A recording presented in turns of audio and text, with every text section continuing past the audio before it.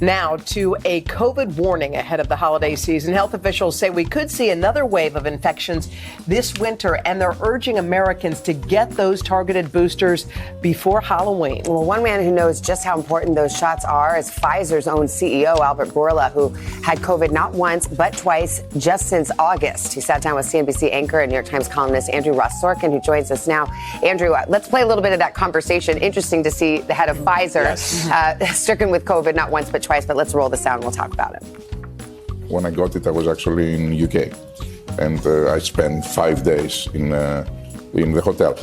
It was very light in symptoms, and I took Paxlovid again, and so I became negative in 2.5 days.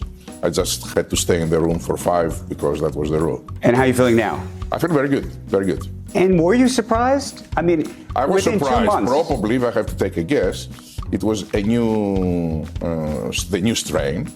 And when I got it back in August, it was the old strain of Omicron.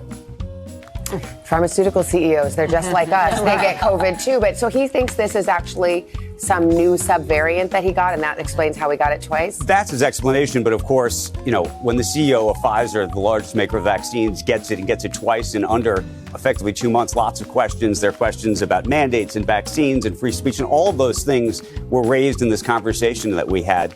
In his mind, he thinks, not just in his mind, he thinks because he had gotten in the U.S. originally, he believes that was Omicron.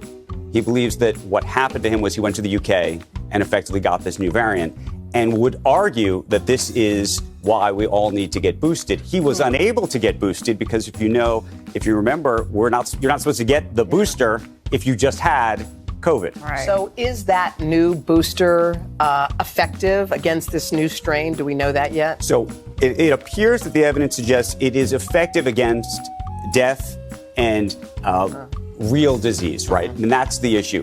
The question, of course, is how much does it help with transmission? And I think one of the things that he worries about as somebody who has been boosted and vaccinated, not, of course, this new booster, do people say, I don't really need it? Now, right now, unfortunately, only about 13 to 15 million people have actually taken this new booster. There was a time in America where people were getting boosted and getting the vaccine, 4 million people a day. Right. And so there's a lot of work to be done.